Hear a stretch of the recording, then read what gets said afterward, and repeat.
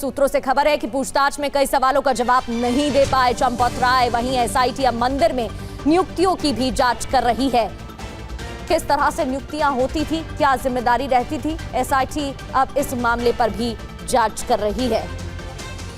पंकज लगातार हमारे साथ बने हुए हैं। पंकज, एसआईटी किन बिंदुओं पर जांच कर रही है, वो क्या मुख्य पॉइंट्स हैं, उन पर तो लगातार हम चर्चा कर ही रहे हैं, लेकिन चंपत राय की तरफ से जो बयान सामने आ रहा है उसको आप कैसे देखते हैं? ये तो सच है कि जांच में बहुत समय लगा, तथ्य पहले ही सामने आ गए थे, उसके बाद भी इंतजार किया गया, तो वो इंतजार क्यों किया गया? और अब ये जो बयान दिए जा रहे हैं, क्या अपने ही लोगों पर दोष मढ़ने की कोशिश है? देखिए, एक दूसरे पे आरोप लगाकर नीयत सच्ची हो तो पूरी कायनात आपके हक में खड़ी हो जाती है।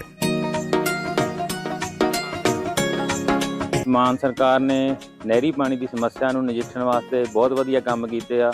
ਸਾਡੇ ਖੇਤਾਂ ਨੂੰ ਪਾਣੀ ਪੂਰਾ ਲੱਗਣ ਲੱਗ ਪਿਆ ਜੀ। मांझा, मालवा, दुआबा और पुआध के इलाके दुआएं दे रहे हैं। ਮਾਨ ਸਰਕਾਰ ਦਾ ਬਹੁਤ-ਬਹੁਤ ਧੰਨਵਾਦ ਕਰਦੇ ਹਾਂ। ਇਸ ਜੂਨ ਜੁਲਾਈ ਜਦੋਂ ਝੋਨੇ ਦੀ ਫਸਲ ਹੋਊਗੀ ਇਹ 85% ਤੇ पहुंच जाएंगे। के बचने की कोशिश कर रहे हैं, लेकिन एसआईटी की रिपोर्ट में जो सोर्सेज से जानकारी आ रही है, सारे लोगों की संलिप्तता है। चूंकि चंपत राय एक तरीके से अध्यक्ष जरूर नहीं थे ट्रस्ट के, लेकिन सर्वे सर्वा थे। उनकी देखरेख में नियुक्तियों से लेकर गणना से लेकर के, और कोई भी वीवीआईपी जब आता था तो आप तस्वीरों में उनको साथ में देखती थी। तो कुल मिलाकर के चंपत राय जरूर दूसरे पे दोष मढ़ सकते हैं कि मुझे उम्मीद नहीं थी टिन्नू से, उनका करीबी था लेकिन मेरी कोई भूमिका नहीं थी। लेकिन जब सारी जिम्मेदारी आपकी होती, यानी चंपत राय की होती है, तो कैसे बच सकते हैं? यानी प्रबंधन के मामले में पूरी तरीके से जो व्यवस्था करनी चाहिए वो नहीं की गई, देखरेख नहीं की गई, मॉनिटरिंग नहीं की गई, बार बार शिकायतें उठी, आवाज़ लोगों की उठी, उसको दरकिनार किया गया। आपने देखा भी 5 तारीख को जब वीडियो फुटेज आते हैं उसके बाद भी चंपत राय की तरफ से 7 या 8 को खंडन भी आता है कि ऐसा कुछ नहीं हुआ। जब अखिलेश यादव ने आरोप लगाया था तो चंपत राय बहुत कुछ छिपाना चाहते थे, लेकिन छिपा नहीं पाए। तस्वीरें सामने आई, चीजें खुल के सामने आई, आरोपियों की गिरफ्तारी हुई, चंपत राय को इस्तीफा देना पड़ा। तो कुल मिलाकर के इसमें छोटी चीज़ नहीं है, बहुत बड़ा मामला है। और जैसे जैसे जांच चलेगी चीज़ें और ज़्यादा आएंगी, लेकिन बहुत सारी ऐसी चीज़ें हैं जो शायद अंदर ही अंदर चल रही हैं। आने वाले समय में तस्वीरें और साफ होंगी, लेकिन चंपत राय दूसरे पे आरोप लगा करके वो अपनी जिम्मेदारी से बच नहीं सकते हैं, क्योंकि उनकी सबसे बड़ी जिम्मेदारी थी और उस जिम्मेदारी का उन्होंने सही से निर्वाहन नहीं किया। एक आरोप नहीं है, इससे पहले 2020-21 में उनके ऊपर जमीन घोटाले का आरोप लगा था।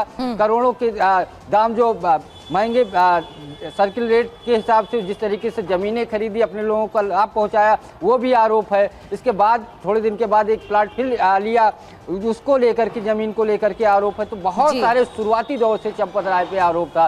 लेकिन अब ये जून के महीने में जब चीज़ें चोरी की निकल करके आई, जिस पे सबकी निगाहें थी, चूँकि राम मंदिर का मामला था, तब तस्वीरें और साफ हुई, जाँच बैठी, जाँच में खुलासे हुए। तो चंपत राय आरोप लगा करके दूसरों का सहारा लेकर अचानक से ट्रांसफर कर दिया गया, जबकि 17 सालों से वो एक ही जगह पर पोस्टेड थे। तो ये बाद में क्यों ध्यान आ रहा है कि एक्शन लेना है? पहले से क्यों कार्रवाई नहीं की गई? देखिए, आरएमओ का तबादला कर दिया गया। आरएमओ की जांच चूंकि संदिग्ध थे तो तबादले से एक रूटीन होता है, कार्रवाई होनी चाहिए। क्योंकि सारे सीसीटीवी फुटेज की निगरानी आरएमओ करते थे, जो एक तरीके से रेडियो मेंटेनेंस ऑफिसर है। उनके पास सारे अंदर डिजिटलाइजेशन के जो चीज़ें होती थी मॉनिटरिंग करने के लिए, सारी कमांड उनके पास होती थी।